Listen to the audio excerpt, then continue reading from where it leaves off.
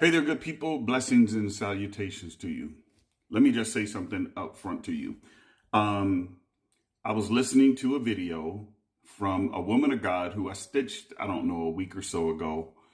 And her video came up in my feed, and I didn't want to stitch her again because, again, I'm not trying to go after the woman of God. That's not my intention. But I do want to share with you what she said. She's preaching and people are shouting. And she said, before you can do ministry, you have to have clean toilets and prayed over the people who God's going to give you in order for you to be effective. I grew up in this type of teaching. I heard these types of things. And again, I want to be as kind as I possibly can. That's not completely biblical. Okay. And let me just say this to you. I appreciate where she's coming from because she's trying to get people to understand to be servants first. But scripturally, this is what God says to us, okay?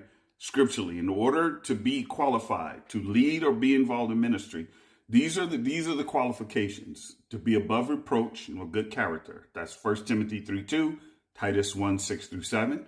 Spiritual maturity, 1 Timothy 3:6. Manage your own household well, 1 Timothy 3:4-5. Be able to teach sound doctrine, Titus 1:9, 2 Timothy 2:15. Be of a good reputation with outsiders, 1 Timothy 3:7. And ultimately, watch this, be servant-hearted, right? Mark 10:35.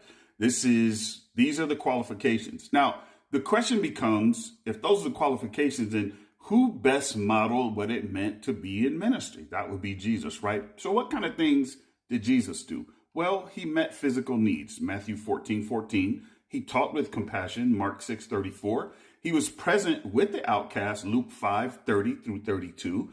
He was a humble servant, John 13:14-15, right?